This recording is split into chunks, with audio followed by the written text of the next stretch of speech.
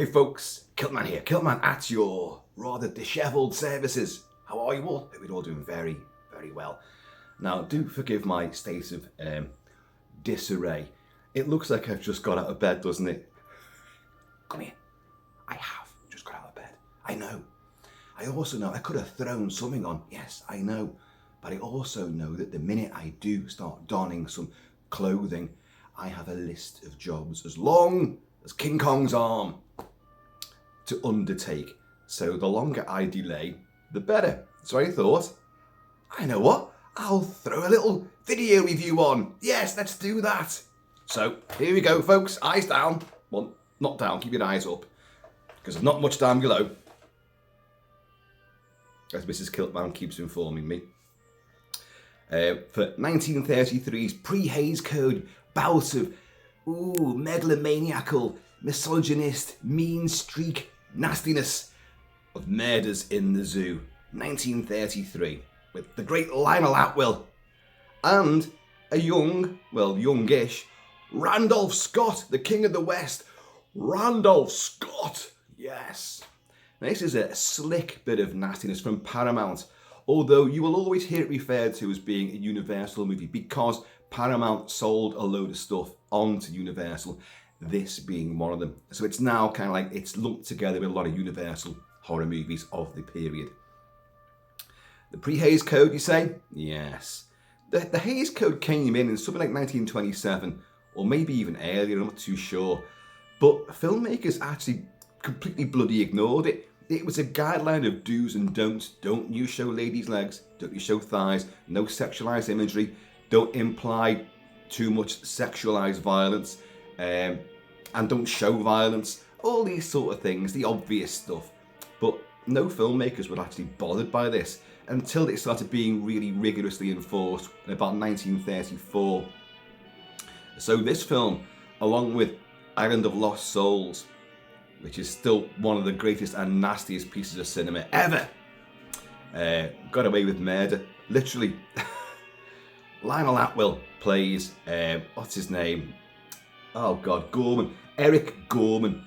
Sorry, the names for the main people in this, I just don't remember. It's a film I've loved for a long time, but I hadn't seen it for a long time, and it's been released, a glorious restoration, as part of a box set collection of other vintage classic horrors by Eureka!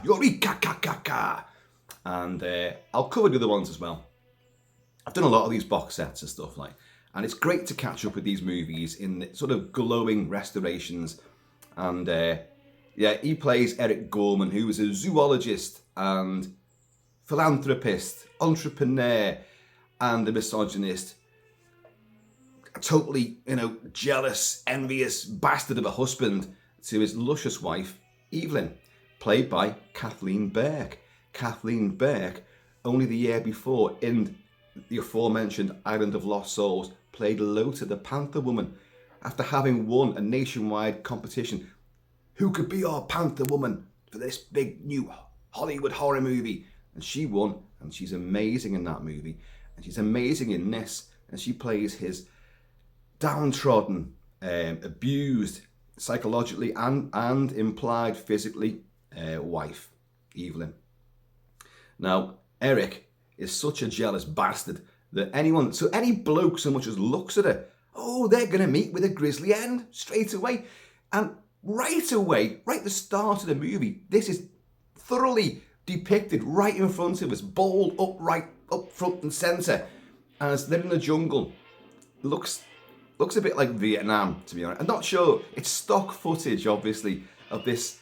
It looks like one of those great shots from Predator, where the camera zooms in from like a high point across totally sort of monsoon-laden valleys, rainforest into a point in the distance, and then we cut to some poor guy lying on the deck who's being held down. His hands and feet are tied, and you've got Lionel Atwill.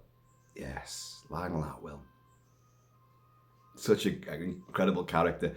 And he's clearly stitching something up, and he's talking and taunting to the man on the deck. And he's basically saying, yes, I learnt this trick from, I don't know, some old yogi somewhere else. And it'll teach a man never to lie again. So you'll never lie about me again, will you? And you'll never kiss another man's wife again. And then they cackling, they walk off and leave him. And they get on their elephants and off they go. Because it's obviously some kind of safari. As we'll find out, Eric is there getting animals for the zoo where murders will take place. And this guy manages to wriggle up like a snake, his hands tied behind his back, and he will run through the jungle towards the camera. And yes, he can't kiss a girl again, and he can't tell no lies because his mouth has been stitched shut. And it comes right into the camera like, all this grisly makeup on him. Actually, I think it's just a few crisscrossed lines and a bit of dribbly stuff put on there, but it's very effective, and it would seriously have jolted audiences back in 1933, without a doubt. And they go back to the camp, and he's there with his wife Evelyn, and I think his name is Taylor, this guy who's been stitched up, literally. And she's like, well, where's Taylor? Because obviously she's trying to get away from this problematic marriage of domestic abuse and violence and misogyny. And other people are obviously recognising this trait in her, and this forlorn, melancholic, tragedy, and they're drawn to try to help her out, and they just fancy the arse off her as well. But because she's a strangely beautiful woman, Kathleen Burke, not Kathy Burke. Oh no, sorry, Kathy, shouldn't have said that, should I? But because Kathleen Burke has this sort of, although she played Lota the Panther Woman in Island of Lost Souls, who was a hybrid of human and big cat. And I've covered Island of Lost Souls quite in depth. I did a big review of that a long time ago. Do check it out. It's a wonderful, wonderful movie. And it's a wonderful, wonderful review as well. But she has these sort of, I don't know if they are feline features, but they're very exotic, almost alien-esque features. Very strange face, a very long face, and eyes that just seem to go out that, not like Marty Feldman, but just they're oddly distanced from each other and on a weird angle.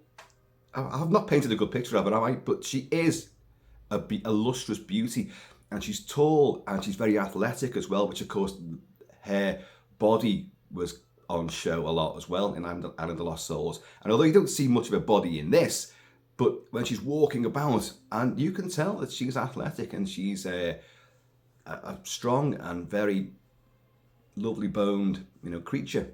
And certainly the prize of his trophies, Eric Gorman. So she asks, "Where's Taylor?" Because obviously Taylor's put the moves on her. "I'll get you away from him. He's a bastard." And Taylor was just out there. "He'll be back shortly, dear." And then some of the native levies come in, like looking a bit like Viet Cong, and they come in and they've got Taylor's belt and I think a couple of shreds of his shirt. "Oh my God, it's Taylor's! The tigers must have got him!" Because he couldn't scream, could he? And his hands and feet were pretty much tied, so he couldn't even get away from them. So yeah, we've now been introduced to the nefarious, horrible deeds of Eric Gorman, Lionel Atwill. And the story is, he's been out getting animals for the zoo. He's part of this zoo. And behind their backs, whilst he's been away on safari, the zoo is suffering from financial troubles. They've had to be bailed out about 3 or 4 times. And we'll find this out. They're in dire straits. Now, at the same time as this is all going on, we will be introduced to, my God, Peter Yates, played by Charlie Ruggles. Charlie Ruggles. Vaudeville, theatre, became a TV star. He's a comedian, stand-up comedian, comedy sidekick, and leading man in many movies. But his shtick, his chutzpah, is what threatens to derail this movie from the absolute masterpiece greatness that this film really should attain. He is the thing that constantly undermines it. But we'll talk more about all of that shtick. Now, he is an alcoholic, ex-alcoholic. He's been on the wagon for 2 weeks and 3 days. By God, sir, I'll drink to that. A breakfast whiskey. Cheers, y'all. Cheers, Charlie. He's a reporter. He's a press man. He's a PR guy. He's a mouthpiece. And he's been obviously been sacked for many other newspapers and journals for being an alcoholic idiot. And but so he goes to the zoo, like, I'll be your PR guy, I'll do anything. And so they take him on. Yeah, okay, I'll give you a chance. Let's see how you do with this. And he said, like, well, it's lucky because our big benefactor, the big guy, the big head honcho of the zoo, he's coming back. He's coming back today. His ship will be docking. He's got tons of animals there. Go and meet him. Do some publicity, some PR, and let's get this show on the road. Let's get people coming into the zoo. So that's Peter Yates' new job. But we'll talk more about him and all that stuff. But meanwhile, on the journey back on the boat, Evelyn, Kathleen Bear, another fella's come over to her and like, oh, please don't come near me. And because if my husband sees you, Evelyn, it's good to see you smile for once in a while. And I gave that a bit of a poetic lilt, didn't I? That's made up dialogue, that. No, we'll stay in touch, and don't you worry. And I forgot his name, and I forgot the guy who plays him as well. But it doesn't matter, because he won't last too long either. And but he gets caught, and Lionel Atwill, who's been checking on the animals down in the hold. And it's a big sort of luxury line. Well, so it appears by the deck set that they've got, by the railing. He comes over and too late, he's seen you. And I say, oh, we've just been talking about these wonderful specimens, animals you brought back. Oh, you have an interest in the animals? Oh, yes, of course I do, yeah. And one of many cigarettes gets lit by Lionel Atwill. And everyone's smoking their tits off in this, like. And it's like, oh, would you like to see the animals? They're down below. Come down and see the animals.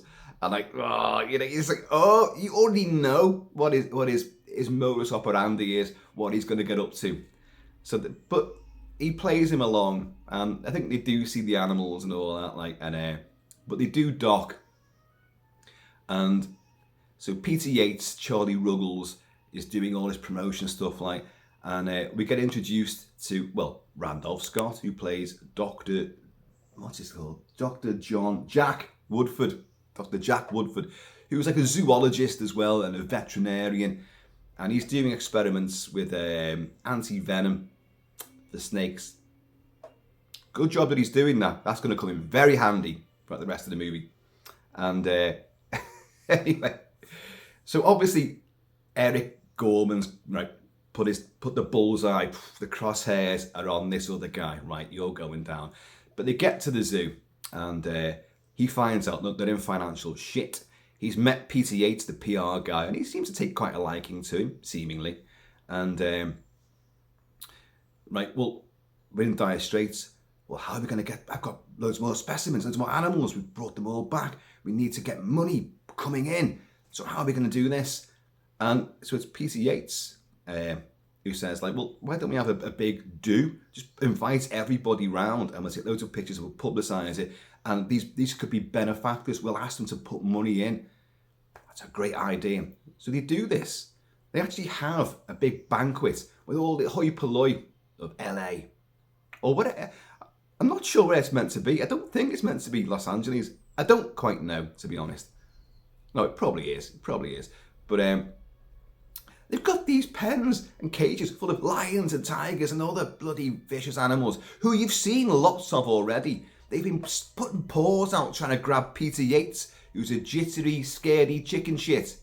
And don't we fucking know it, because that will be his routine throughout the entire bloody movie of nerves and stuttering, lions and tigers and bears. Oh my. Oh God. It's comedy, and I understand, and throughout vintage horror movies, you had this too often. There would be a comedy element to offset, the horror and the scary stuff. You'd have a little comedy routine. You'd have the Ritz brothers, you'd have Abbott and Costello. You'd have something.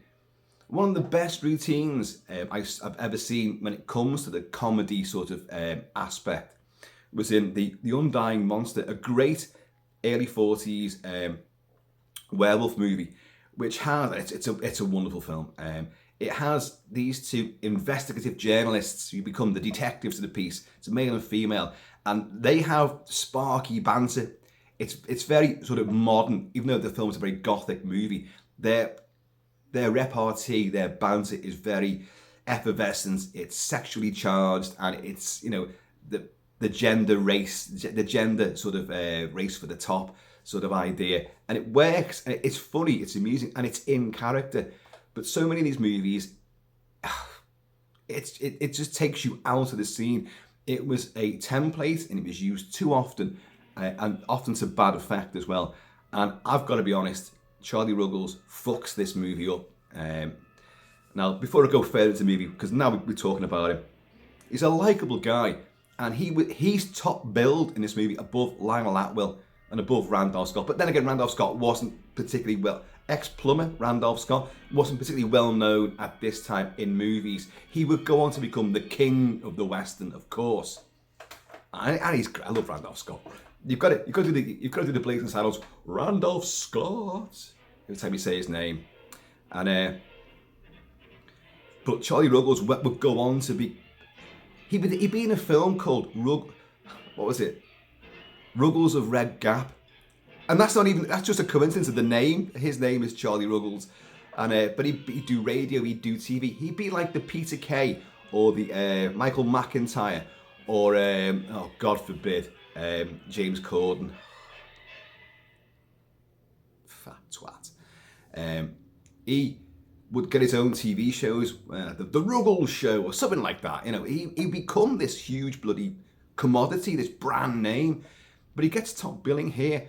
And I've heard people say ostensibly he's the hero. There is no hero in this movie. Well, if there is, well, we'll come on to that. We haven't even mentioned her yet. But so they've got this banquet going on with all these people sitting at this big table, and they've got like little name plates and all that, little name tags in front of them, and there's an animal for each person. There's an animal. Now, this was a clever move on the part of the filmmakers. By the way, it's directed by A. Edward Sutherland. I really don't know what else he's done. I should check that, but I haven't. And it's written by Philip Wiley and Seaton J. Miller. Right. And when the film opens, you get this glorious thing, this old school thing, where you'll see the actors, and they're sort of like, and they'll turn, and you know, if it's a Lionel Atwill will just be there on his own, and split screen with a tiger, so that they're symbolising these characters with, you know, an animal as well. So he's the tiger, a predator sort of thing, which he is, of course, and everyone else gets a different animal. But weirdly, seated at this table, you've got this guy who was putting the moves on Evelyn on the boat, and obviously Eric sussed out what's happening, and he hasn't killed him straight away. He hasn't sent him to his death in the animal hold of the ship. He's like, oh, because he goes to this guy's apartment, and he goes there whilst his wife is in there as well with her passport, and they're discussing, look, you know, with this guy whose name I've forgotten. I'll get you away from him. I'm going away for a bit, but you know, will you call me? I'll call you every day.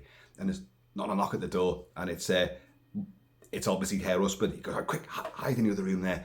But when Eric comes in, he sees on the cup there's a big fucking fat lipstick imprint, which is obviously not this guy's. And he picks up the passport. Her passport's there. He doesn't open it, but he fucking knows quite clearly. So he says, I've come here to, he says in a very cunning line, he goes, we have a very similar interest. And like this guy's going, do we? He's thinking he means, yeah, my wife. And he said, no, the animals, you said you want to see the animals. Well, I'm throwing a party, a big bash at the zoo in a week. Curiously, he says the date of this party twice, and then we see the invitation, and it's a different date. It's a gaffe on the part of the filmmakers, but it's there. So there's another couple of gaffes actually. You'll see Lionel Atwill put his hat down in the safari bit, and then it clearly falls off, and then the next shot it's back on again. But you know, but you spot these things, and I like seeing things like that. It doesn't ruin anything for me. But anyway, there's a major actual narrative gaff there about the date of this big bash. So he says, "Oh yeah, I'll be there," even though he was going to go away or something like before. But yeah, well, I'll be there. Right, okay. So they're all sitting there. This zoo has the world's worst health and safety. The bars are like that far apart. Kids get through these bars and sneak into the zoo. And you see this. Alligators, you can just throw a stick to the alligators who are just there. Just reach over. For fuck's sake. And so they've got all these animals there in these, and they're real. They're not people dressed up. They're tigers and lions and all sorts of stuff are in these pens. And everyone's having this little lovely lunch and all that, like this luncheon. And but they've got these name tags with a little animal, but just beside it, out on this guy from the boat, it's got a tiger. And in the commentary track for this movie, the great Jonathan Rigby and what's his name, Kevin Lyons, say that, isn't that odd? They got that wrong there. That's another mistake, because it should be the tiger for Eric, who's sitting opposite him, eating their soup, away like that. And but if you look at the picture of the tiger's like that, and it's staring at him. So he's put it there, like, I'm the tiger and I'm having you. So that's not a mistake, that's deliberate, and I think that really works.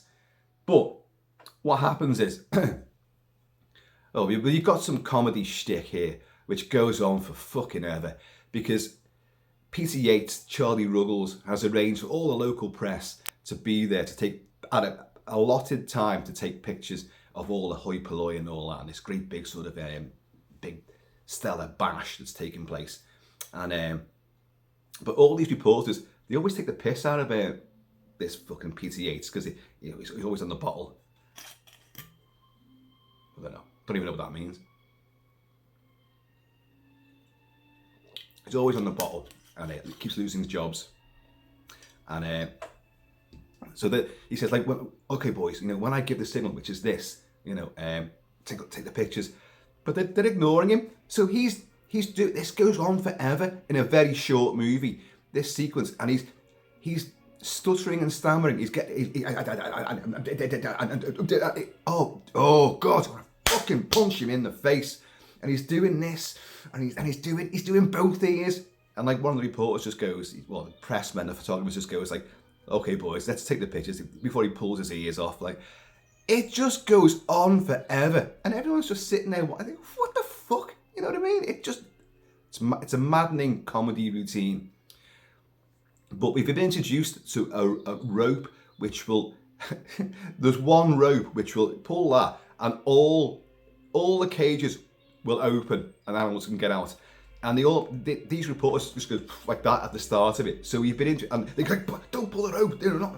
Don't touch that rope. Whatever you do. So we know that's going to come into play at some point. Anyway. Suddenly, our boy, who's trying to put the moves on Evelyn, suddenly goes in a really gaily swoon, collapses, and he's been bitten. He's been bitten by a mamba. As a mamba got loose. So everyone's fucking panicking and running about, this big stampede. And Randolph Scott drags him into the back room somewhere, pulls his trouser leg up. And there, again, pre-Hays Code, you've got a big sort of mutated leg. It's just a bit of mouldy latex, putty, been slapped on his leg. And straight away, he's there with a scalpel about to, he does obviously penetrate this. It's going to fucking go, isn't it, that? And but you've got Lionel Atwill saying, don't bother, don't waste your time, because I've seen this before, he'll be dead within 5 minutes. And indeed, he is dead within 5 minutes. So this is bad news. Oh God, this will doom the zoo. And you've got another guy who's in charge of the zoo, the big sort of proprietor. I forgot his name, but he's actually really good in it. And it's just bad news, but there's no such thing as bad, bad PR is still PR, all this kind of stuff. So, but the thing is, they've got a mamba has got loose, so we're gonna have to close the zoo. Oh, shit. So from tomorrow they're gonna have to lay off all of the zookeepers. And don't forget, this is a Depression era, and So you will see Randolph Scott, giving the last pay packet to all the... One guy who's actually only got one arm. That's a great touch, you know. He's a zookeeper who's only got one arm. So also like a throwback to Lionel Atwill, or a throw to Lionel Atwill for Son of Frankenstein, because he plays the inspector who's got a wooden arm, you know, and his arm's all this, ripped off perfectly in, or spoofed perfectly in Young Frankenstein. Another Mel Brooks movie, after talking about Blazing Saddles, and he put the darts in his arm and all that, like, yes, the monster ripped my arm out at the root. So this guy's only got one arm. It's only a brief shot, but I think something tore your arm off in one of these pens. And he pays them off. But they're all kind of like laughing and joking, but that reflects the era again, because okay, well, that's grim tidings. We've lost our job here, but things might turn around and they might get their jobs back. But they'll just join the Dole queue and wait for another job. They'll go down the harbour, the docks, or whatever. It reflects the era pretty well, I think. And the fact that institutions are in dire straits, financial jeopardy, because of the Wall Street crash and everything, and the Great Depression. So, right, anyway, so there's a snake on the loose, isn't there always? And obviously, Kathleen Burke, Evelyn, is like, because he was her one chance to get away. And she's like, oh my God. And Lionel Atwill was like, listen, my dear, it's best you go home. But she fucking knows he's done this. So she does go home. He takes her home, like, to their mansion house. And in it, this is a shocking scene, this, because she's all upset, and he's saying, look, she accuses him, you killed him. Listen, dear, you know, you're speaking out of madness, you know, you're upset. You best go to your room. And he puts his arm around it, and he begins to fondle it. And it is, you're like, oh my God, look, where's his hand again?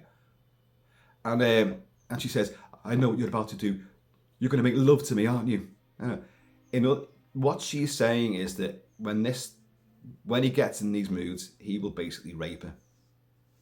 It's marital rape, and the abuse and subjugation of her will go on. Another chance of escape has been thwarted, and she knows.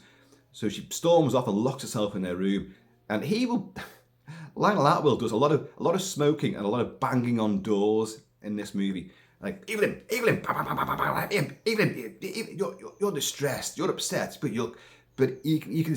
Lionel Atwill's putting that sneer comes on his face, and that malevolence. He's magnificent at it. Of course, a troubled guy, as would come out a few years later, but we'll talk about that later.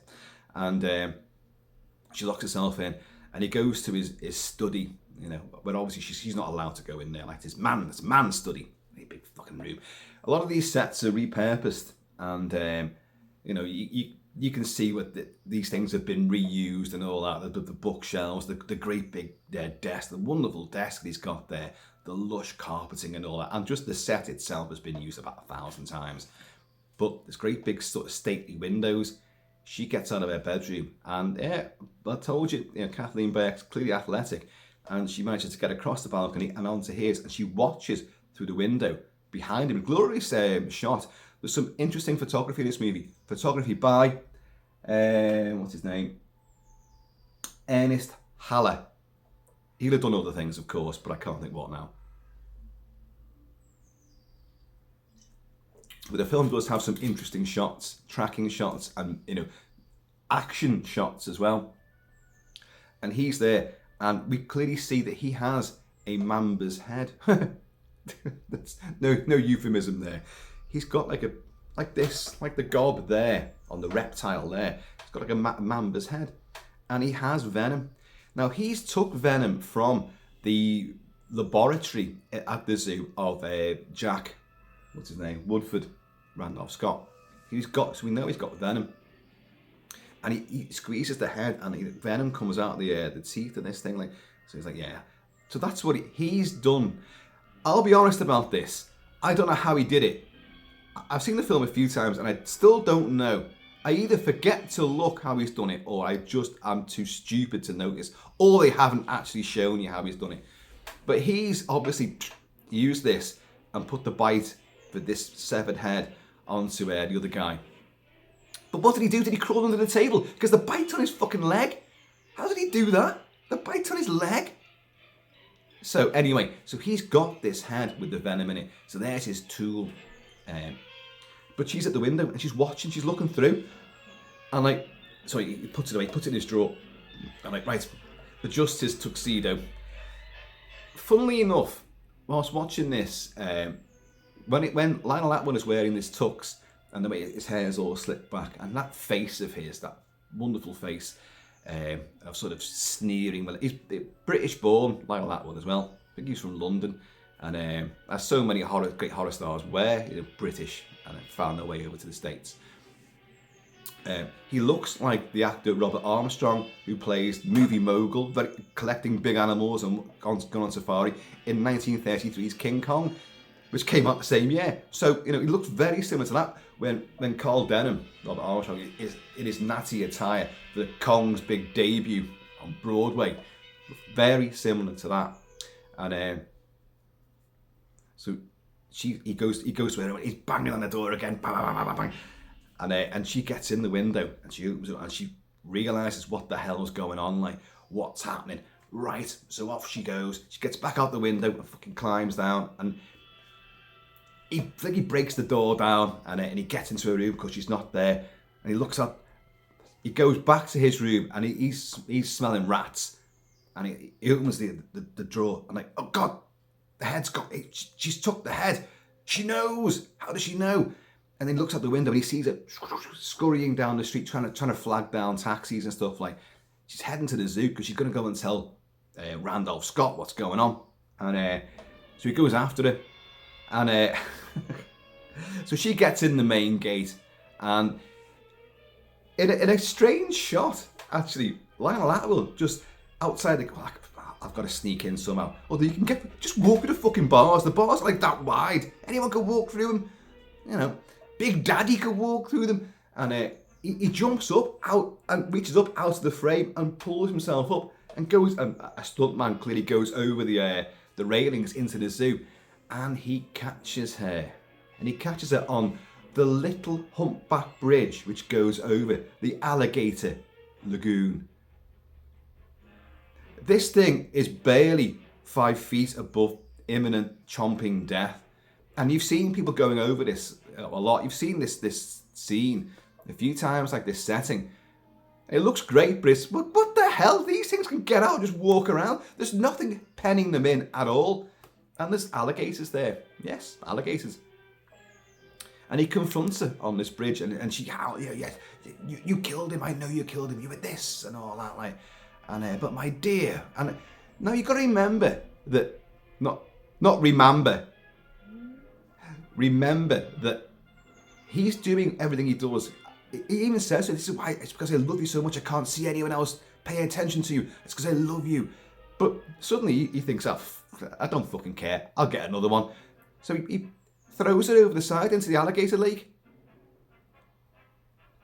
I'll be honest, the first time you see the movie, you're genuinely shocked at this, because you're like, it's like Janet Leigh being killed in Psycho, quite a way into the movie. You're like, but isn't she the star? What? How did, what? All that. Then the rug is pulled from, not the ruggles, the rug is pulled from under you. And this film will do that. And yeah, and this is a really wonderful shot as well, because he, in a long shot, you see him throw what's clearly, I say clearly, it just looks like hair.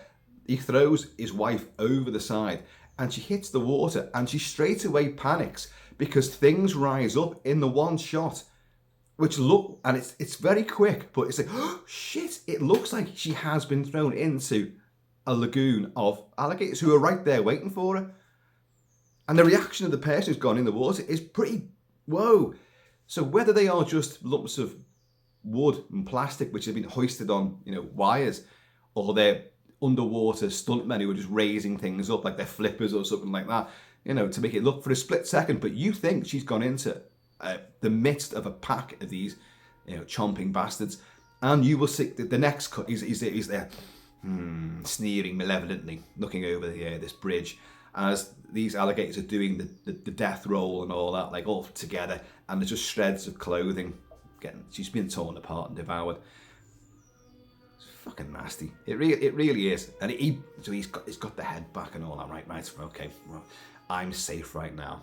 No, she hasn't told anyone.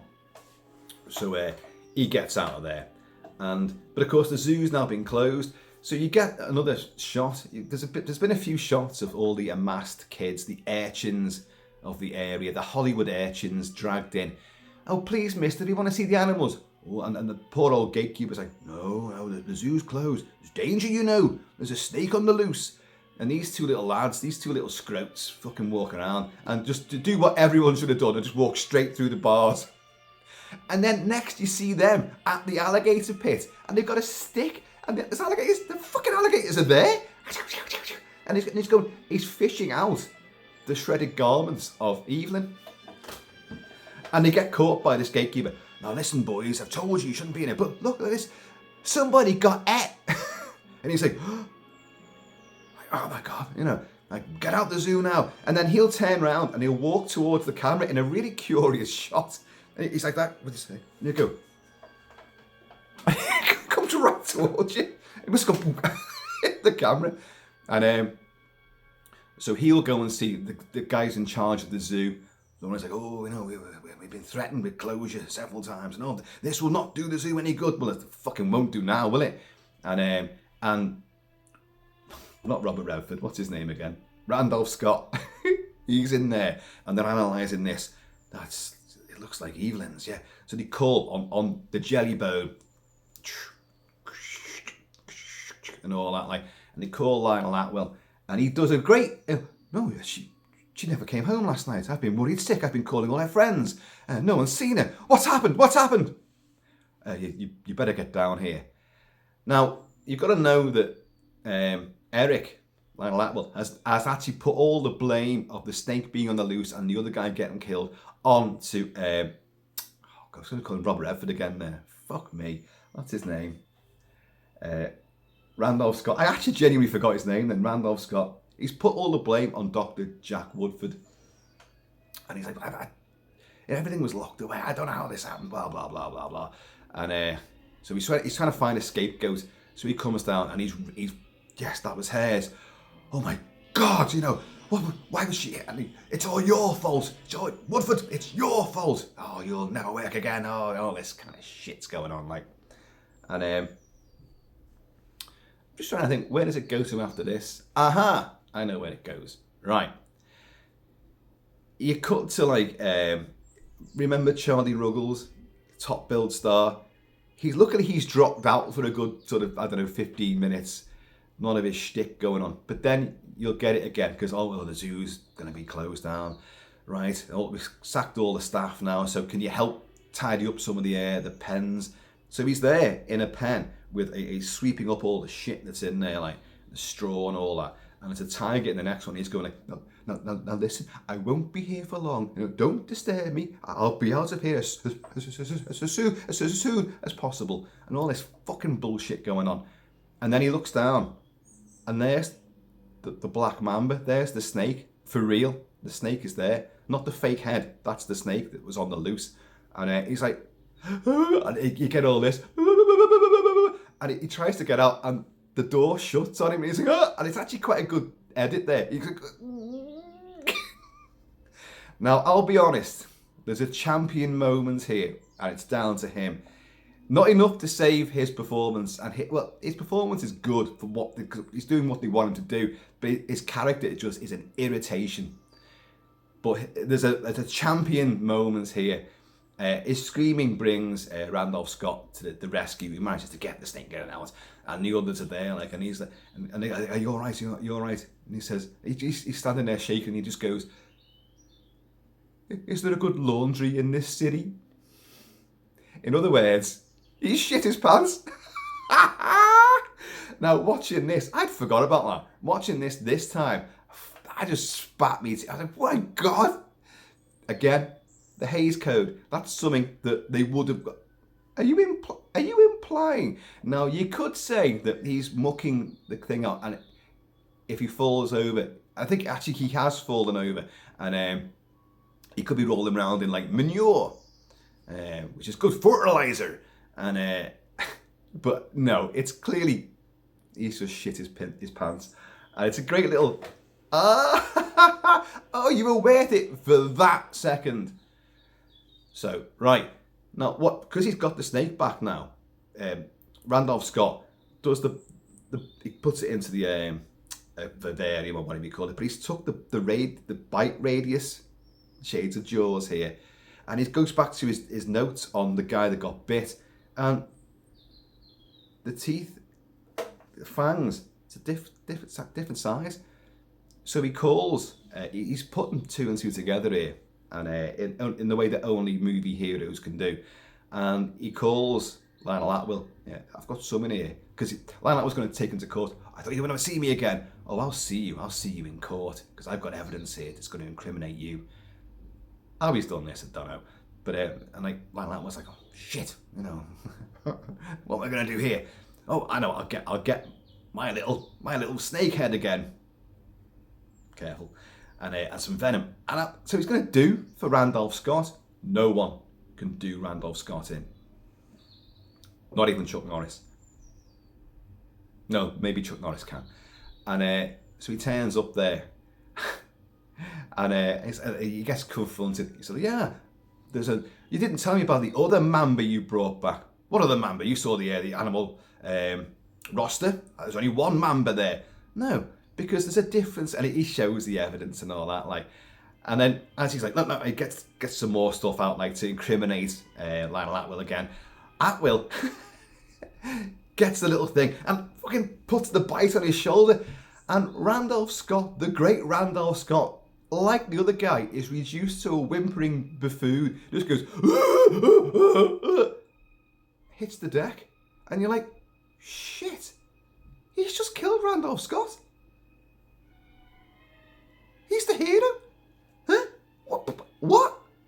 He's the guy that's... And you just, I come across like Charlie Ruggles now. So what Lionel Atwill does, he gets the snake out, he gets the real mamba out, and fucking beats it to death, and then throws it next to Randolph Scott to make out. So obviously it'll look like, you know, oh, the snake got in, but he managed to kill the snake as well. They're both dead. Mystery's over. Open the zoo again. Yay! Another day, another dollar. And but in a nice touch, he did almost a nice touch. He wipes all his fingerprints off things and the doorknob on the inside of the door. But when he shuts the door and it cuts him outside, he just shuts it again with his pinkies. Ta-da. But what happens is he bumps straight into the girl I haven't mentioned, Jerry, her name is, and she's the assistant that works with Randolph Scott. And I don't know if you actually see that they're in love, but it's certainly implied that they're together. But you don't see any snoggings and you know, snuggly bits and all that. Like, you don't see any of that, don't recall. But they let's just say they're an item, and they work very closely together. And he's like, oh, but he shut the door, and quickly as she comes around, he moved. That's the laboratory door, right? He goes to the office door, which is just two feet away. And he's like banging on the door. He's like, Woodford, are you there? Woodford. Lionel Atwill does this really well. He turns on a dime. You know, he's just killed someone. Or so he thinks. And you know, and he sees her. He's like, she goes, well, he was definitely in there.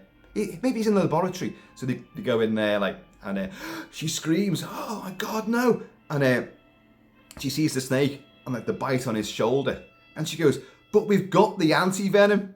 And he cuts it. Like he's like, anti-venom? What anti-venom? We were working on it. Oh, it's in the other room.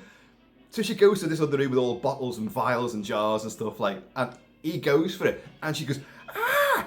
And I think she throws something at him, which knocks him back. And then she goes into the fucking laboratory and locks the door behind her. Q, not Q from Bond, but you got Q Lionel Atwill, again, hammering at her door. And curiously, if you look at this, on this set, the only thing that is not shuddering is the door. The rest of the walls are all fucking like that. Oh, rocketing from side to side. And he's going... Da, da, da, da, da, da, da, da, da. So she brings the... hits him with the anti-venom. So he's going to come round at some point. And then while this guy can't get in, she makes a call to Peter Yates, Charlie Ruggles, and he's like, what, murder? What? We just fucking call the police, raise the alarm. So they do raise the alarm, and suddenly, after letting everyone go apart from the gatekeeper of the zoo, you've got about fucking 40 Keystone zookeepers in uniforms and, you know, fucking duck-billed hats and all that, legging it round. Lionel Atwill, oh, no, shit, does a runner. And he runs into that. You see them chasing him down these aisles between all the pens and all that. And he gets into that great big enclosure where they had the banquet. Remember that banquet where they was sitting there amongst the lions and tigers? As you do. And you're eating food in front of starving animals. Really clever idea, that. So he gets in there and he gets to the other side. Remember that rope cord? Which opens all the pens. And the other guys are about to come in after him. Pulls that. And all the lions get out. But this is the film. I don't know if the film is cut here, because I've heard rumours that this version now, this restored version, has been slightly trimmed. Oh, the irony that it's a pre-code movie has been slightly trimmed because of the animal violence, and some animals were reputedly meant to have been hurt. I don't think killed, but you're going to see different breeds of animals, big cats fighting each other and leaping around, and it's not nice at all. So obviously all these guys whoosh, lock the other door, and he's like, ha ha ha, locks the animals in there, runs back the other way. Oh, sorry, he gets chased by a fucking lion. This lion's got out, and in that great camera work you've had early on when you get introduced to the zoo, you have this shot which just literally it tracks backwards, and reveals this same long aisle in the zoo. And like it's sort of foreshadowing what you're going to get now, because Lionel Atwill will run, and he's clearly running. Lionel, just run slowly, but make it look like you're running fast. So he's going, but he's running about, I don't know, half a mile an hour. And that would still be pretty. No, I don't know. And the lion's coming down behind him, and he gets in. Oh, there's another door. Right, shuts the door behind him, and he's like, ha ha ha. And the lion's all like,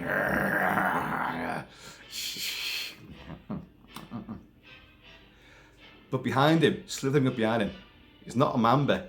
It's a big boa constrictor, and it fucking gets him, and he's wrapped up like that, and it's quite a shocking sequence. And you can clearly see that it's Lionel Atwill as well who's got this thing, which is probably the fake bit of it, but from the rear shot, it'll be a stuntman wrapped up in this thing. But the close-ups, it's him, and he's like, so he's done for. They've got him. And of course, Randolph Scott survives. We just see him in a bed, and Jerry's played by, who's she played by? Gail Patrick, and she's very nice. It's very nice, and she has been in the film a fair bit. I know I haven't mentioned it because she didn't do a great deal, to be perfectly honest, until this final sequence, and she's like, oh, and obviously he's going to be fine, and then he where's Peter? Because Peter saved the day, he raised the alarm, and now, after all the events of this, Charlie Ruggles, as Peter Yates, has hit the bottle again. You can see there's obviously a bottle of whiskey in his arse pocket, and he's just walking through the zoo. Remember that lion? The lion just pads up behind him. But because he's got the demon drink in him, he's got Dutch courage. So he just turns around, and he's about to cross that bridge where the alligators are, and he just turns around and he goes, no, not now. And with a hysterically OTT bonk noise, he smacks the lion on the fucking nose. Edit, and the lion just turns around and walks away again. But and that's the end. Murders in the Zoo. It's actually really good fun. That boa constrictor that does for Lionel Atwill's character at the end. Lionel Atwill loved animals as well, and he's playing a guy that. I know I said he was on safari. He's capturing animals to exhibit in a zoo. even though some of us have ideas about zoos, and certainly zoos back in that day, as you will see in the horrible stock footage when we're introduced to the zoo, and you see all these little baby bears who are on chains begging for food, and all the kids like that is, I'm massively animal rights supporter, and it's shocking, but that was that day and age. I know it happens in other zoos around the world even to this day. I know there's not much I can do about that, but certain zoos, especially Chester Zoo, is heavily invested in conservation, and I champion and applaud them. I've been adopted at that zoo, so have been for many years, and totally stand by their conservation programs. But this film will not show anything like that, and so you've got the set, the studio set, and the bits filmed at the Great Zelig Zoo, which is a real-life zoo at that time. I don't know if it still exists. The Zeligs were movie moguls and entrepreneurs along the lines of Eric Gorman's, Lionel Atwill's character, and they would bankroll some movies by the money they were making, by the menagerie that they brought together. They thought, well, let's make a zoo out of this. So they opened up a big zoo, the Zelig Zoo, and that began to make money from just people paying to come and see the animals to bankroll movies. And of course they used it, they would use that as an actual location in movies like this one. But a lot of it's studio bound and set bound. But either way, the Zelig Zoo plays a big part in it. And but yeah, the stock footage is not nice at all. And in a really, I've laboured on about the camera work's good and it's interesting, and there's the dark depravity to it, which is really quite unsettling and quite really taboo breaking. Sexual violence is implied, marital rape, and just the misogyny is grotesque, and the murders are horrible as well. They're fucking nasty. But you have this when you first get introduced to the zoo, you've got like a telegram boy who's coming in to give the message to the guy in charge of the zoo that Eric Gorman's arriving at the docks at 1 o'clock or whatever, which is when he's going to say, well, send to PC8, will you go and meet him, get some photographers there, you do that, show me what you can do with your PR skills, do it now. And but this lad then goes through, he asks at the gate, same old gatekeeper, well, you just follow this path, young man, and you'll find the office down that path. But he goes all around the fucking zoo, and he'll stop, and then we'll be treated to stock footage of those great big seal things fighting each other, or only walruses. I'm not too sure what they are actually. I can't remember. They've got a big sort of penis snouts on them, and he stops and watches these things. So you get introduced to the zoo, and it's a laborious sequence. Again, this is a short film. It's testament to how good the film is and how masterful its scenes of suspense and violence are, and its dark depravity, that you can get round the incessant bullshittery of Charlie Ruggles and things like that sequence of the lad going around and just looking at all the animals, introducing them all to you. And of course it shows the horrible conditions that the animals were kept in. So, and it's especially the bears, it's so upsetting to see. But the film has great moments of tension. Lionel Atwill is fantastic. Of course, years later, Lionel Atwill would be the cause celeb of a huge Hollywood scandal. He was conducting, I mean, it's almost like he's playing this character from this movie. He was showing pornographic movies in his mansion house. Had loads of notable guests there. Orgies would take place and rape took place. Now, he was never implicated in any of the actual rape charges or allegations, but because it was his place, happened on his premises, and of course his name got dragged through the mud. He always said that, that would have killed anyone else's career. It didn't for him, although he would lose a lot of status, but Universal kept him going. Universal pretty much stood by him and kept giving him work, and he always was thankful to Universal for that. But he does play a right mean bastard. Of course, it was Dr. X as well, and of course, Son of Frankenstein, and so many others. He's in another film in this box set as well, although he's barely in it, to be honest, the other one, Night Monster. But Lionel Atwill, it's a juicy role, and he puts the bite into it with relish, with venom, and it's great. But that fucking bit with the poor guy getting bitten at the dinner table, how did he do it? Somebody who's watched it, tell me how they did that. How he's meant to have done it. Did he sneak under the table and just go like that through the guy's trouser leg? Or did he put it in his suit? I don't know how he did it. I must have missed something, because I cannot think how he did it.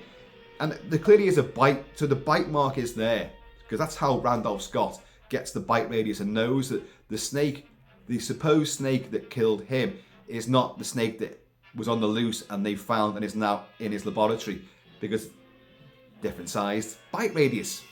So it can't be.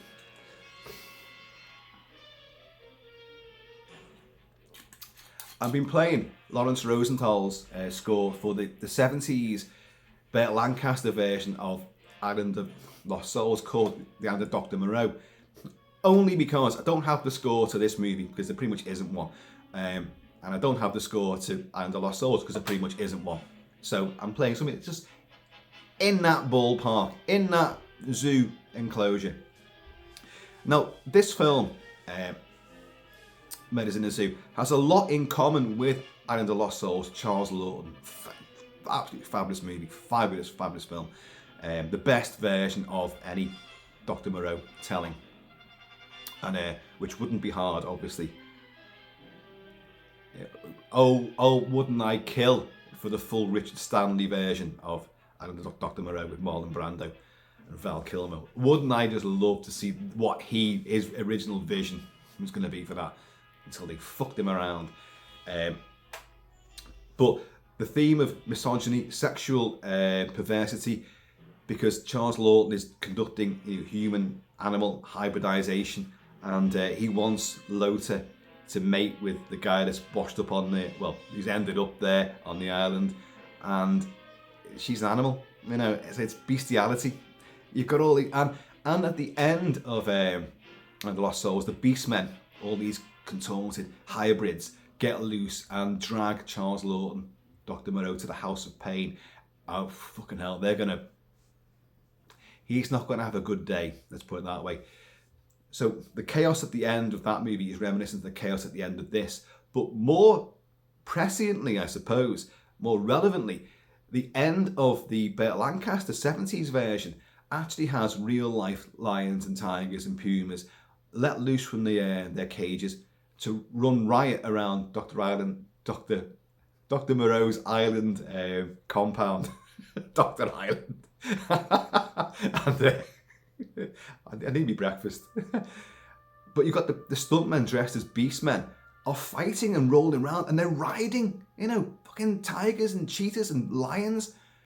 So the chaos at the end of this is reminiscent of both Island of Lost Souls, which came out the year before this movie, and also the next installment of the next take on Dr. Moreau.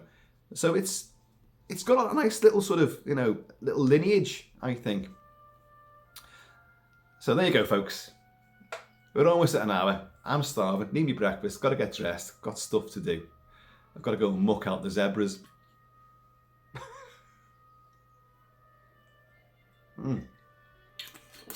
Which is weird, because they actually shit in black and white as well. Looking stripy. So, folks, there you go. That was Murders in the Zoo. A pre-code classic of angst, turmoil, violence, depravity, and animals on the loose. And big spitting snakeheads. Yeah. And Lionel Atwill. And Randolph Scott. Randolph Scott! He wasn't young when he made this. I've seen people go, this was his movie debut. I don't think it was. But he's about 39 when he made this. While on the subject of Randolph Scott, he played Hawkeye in Last of the Mohicans. And who did he get to play in the greatest version, Last of the Mohicans, to play Hawkeye? It was, oh God, what's his name? Oh God, what's his bloody name? You know who I mean. What has happened to me? What's his name? Not Andrew Lloyd Webber. It's something like that. Oh, I forgot his name. But he looks just like Randolph Scott. The same jaw, the same cheekbones. They look identical. Daniel Day-Lewis, that's the one. Andrew Lloyd Webber. Whoa, wouldn't you kill for that version? Sadly, it'd be a musical, wouldn't it? Of course. You'd have Magua doing the Huron boogie. You know. They'd be singing from the cliff tops and everything. Like, dear God. There'd be a symphony just about the waterfall. Oh dear. But yeah, great film. There's nowhere else to go with this, I don't think. Charlie Ruggles. Oh, again, in that commentary track by Jonathan Rigby and I was going to say Keith Lemon then, Kevin Lyons. Like that ties in, doesn't it? There's lions in this movie. I've gone to fucking rat shit here. How many more animals am I going to mention in my rambling? They talk about Charlie Ruggles and they really embrace his character. They say, oh, he's great. Oh, he's one of the main things about it. There's a reason why he got top billing. People, they don't like the comedy shtick, but it works. You need it, and he's so good at it. No. I normally agree with Jonathan Rigby, but not with this at all. It's terrible, and he ruins the film. It's testament that the film is so much better than him, that it survives all his constant intrusions and his stupid shtick and his stuttering and his double takes. You don't need it. It's too much. If you can get past that, you'll have a great time with this. Murders in the Zoo, 1933. Pick the bones out of this review. Folks, I have been always Shabby Kilt-Man. Please, in the meantime, in this ever zoological in-between time, please keep it Kilted, keep it Celtic, and I'm going to see you all No, the zoo's closed. There's a snake on the loose, you know. But if you just go round a corner, we can fit armies and tanks through the bars there. Health and safety be damned!